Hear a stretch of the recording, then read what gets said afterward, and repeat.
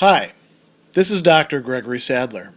I'm a professor of philosophy and the president and founder of an educational consulting company called Reason.io, where we put philosophy into practice. I've studied and taught philosophy for over 20 years, and I find that many people run into difficulties reading classic philosophical texts. Sometimes it's the way things are said or how the text is structured. But the concepts themselves are not always that complicated, and that's where I come in. To help students and lifelong learners, I've been producing longer lecture videos and posting them to YouTube. Many viewers say they find them useful. What you're currently watching is part of a new series of shorter videos, each of them focused on one core concept from an important philosophical text. I hope you find it useful as well. In Lecture 31, the dissection of the psychical personality, after having distinguished between three agencies within the psyche or the personality, namely the superego, the ego, and the id, Sigmund Freud is going to bring up this problematic of the ego attempting to serve different masters. Now, a little bit before that, he talks about the ego as having this tendency towards synthesis, right? This is what distinguishes the ego from the id, a combination and unification in its mental processes, organization, a certain kind of agency allowing the ego to select, to choose, to prioritize. And this is precisely what causes a lot of anguish for the ego. And here Freud brings up this biblical proverb about serving two masters at the same time. And then he says, the poor ego has things even worse. Why? It serves three severe masters and does what it can to bring their claims and demands into harmony with one another. So the ego is this, if we want to personify it, it's this poor guy who's got, three screwed up friends, all of whom want different things, and he's trying to make everybody happy at the same time, and it can't be done. It can be done more or it can be done less, but it's always something that when it happens, it's a rather unstable equilibrium that isn't going to stay that way, and it requires retuning. Why won't it happen? Well, because the claims made by these three different masters are incompatible and, divergent. They might come together at certain points, when everything aligns just perfectly, but usually that's not going to be the case. And at this point we might say, wait a second, what three masters are you talking about? We've only got three agencies within the personality. Freud's got superego, ego, and id. Superego and id, okay, we can see how they can be not just distinct, but also conflictual or antagonistic or, demanding upon the ego. But what's the third master? Well, it's the external world. It's the outside. It's other people. It's society. It's the physicality of objects. It's the entire system that we live within of space and time. And the id doesn't respect this at all. The id isn't actually connected with it. The ego arises, as we've seen, out of the id as a way of taking into account the external world and not allowing the id to get itself killed by willy-nilly pursuing the pleasure principle, against all dangers, right?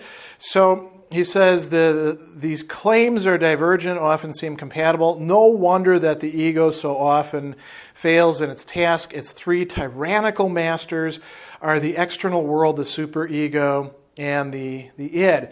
Now, in calling them tyrannical, what is Freud getting at? None of them can be really reasoned with. In their core, they're always going to be demanding or imposing, and the best the ego can do is attain some kind of, at the time, modus operandi in working with them. He also talks about them generating anxiety. And this is really quite interesting. Instead of just talking about anxiety in general, he tells us that each one of them generates its own particular mode of anxiety.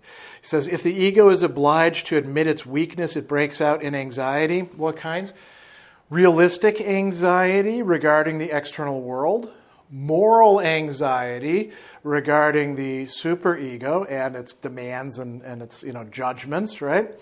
And also a neurotic anxiety with respect to the id and the instincts, desires, cajolings, whatever it is that the id is putting forth, not being able to attain what it is that part of your personality wants. And so he talks about the poor ego, this is a nice turn of phrase, being driven by the id, right? The id is telling it, give me this, I want this.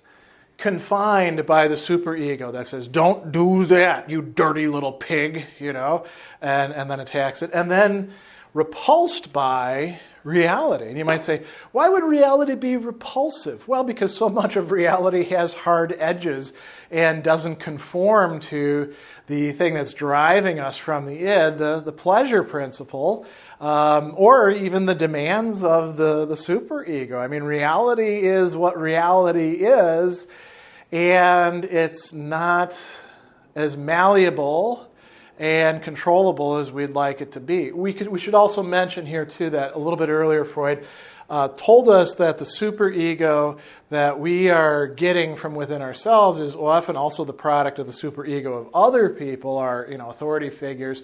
So when we're talking about the external world, we are also talking about dealing with other people's superegos as well as their egos, right? So how does this conflict play out? And here it's not as if there's just like, a triangle with superego, id, and external world here. It's rather that there's a dyad of external world and ego that the external world and id, rather, that the ego is positioned between and has to try to reconcile. There's also some relations between the ego and the id itself. And then we've got the superego over here doing a different thing that is connected with these other two poles, but isn't exactly opposed in the same way. So the ego mediates, as Freud says, between the id and the external reality. And he devotes some discussion to how the ego arises out of the id precisely to do this. So imagine like a 4-year-old kid, right? At that age, if any of you have ever had kids or babysat them, you know that the main job that you have is to keep them from killing themselves or maiming themselves or hurting somebody else or doing all sorts of other destructive and potentially, irrecoverable damage to themselves and other things. And that's what the ego is doing. The ego is connected with the perceptual apparatus. It's also connected with, understanding how causality works within the world. So you learn lessons like don't touch the hot plate, don't stick your finger in the mouse trap, all those sorts of things. And you also learn about what's pleasurable and what you would want to pursue, but not to take too much of this particular pleasure. I remember when I was a kid eating way too many red raspberries, getting sick on them, and then not wanting to eat them for about 2 years. I also did that with potato chips at a party one time when I was a kid as well. So you learn these little lessons. So the ego is mediating between all these desires that the id has to just have a good time all the time. And one way Freud frames this is the ego brings in the reality principle to oppose it to and modify the id's pleasure principle. The pleasure principle is let's get as much fun as we can. Let's have as much enjoyment. Though that sort of stuff is what I want to do. I want to avoid anything that's irritating or boring or harmful in the sense of hurting me, right?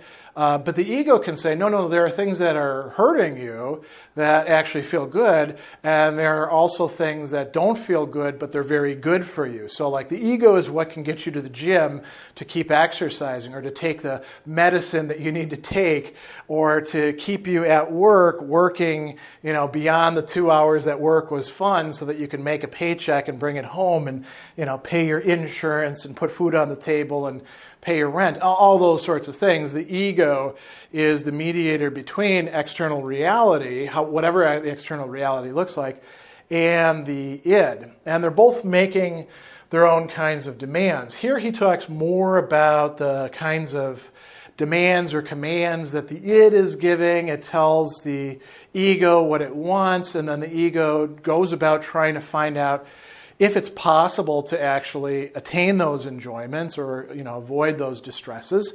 and what the best ways would be. So you could say the id supplies some of the ends, but it's not conceiving them as ends. It's just saying, give me this. And then the ego is trying to figure out, okay, I want to do that. How do I best attain it? And it's also dealing with the fact that the id gives you all sorts of contradictory demands. It wants to get high, it wants to get laid, it wants to lay in the sun, it wants to, do all these different things all at the same time. And the ego's like, whoa, one at a time. Which one am I supposed to satisfy? Because if I satisfy this one, you're not going to get this one, right? The ego has this controlling, not a very strict sense, right?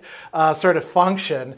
And, the ego attempts as best as it can to satisfy those. It also rationalizes, as Freud says, some of the things that the id desires. So the id can be quite perverse, might not fit in well with the rest of one's society or one's environment. And the ego says, okay, you can have that, but you can't do that. No, forget that, right? And then the id doesn't like that. So there's all of that. And then the ego also can control, like he says, some of the instincts, not all of them, but at least some of them. And it tries to make itself an object, as Freud says, for the id, to attract what he calls the id's libido to itself. Meaning the ego is trying to get the id to not just, give it ideas about what it wants to do, but it wants to siphon off some of that energy for the ego's own purposes as well, some higher purposes. So that's one main issue. And then we've got the superego. The superego, as Freud says, sets down standards for the ego's conduct, and these standards are usually unrealistic and imperious and generally can't be completely satisfied. And part of why they can't be satisfied is because the superego thinks that it's the only one who gets to boss the ego around, not taking into account that the id and external world are also making their demands on this poor ego. And the ego might actually have some legitimate demands or wishes or desires of its own. The superego just keeps saying, thou shalt not. And it keeps repeating these sorts of things without taking it into account. It's not a realistic faculty. And then when the ego inevitably fails to do what the superego wants, it punishes it with feelings of inferiority and guilt. In some cases, it might actually, take the form of negative self-talk. You're no good, you dirty degenerate, lazy, and there's kind of a whipping and lashing going on within the person themselves. So the ego is stuck between all of these different things. And actually, at the very end of this section, Freud tells us something important about what psychoanalysis is supposed to be doing.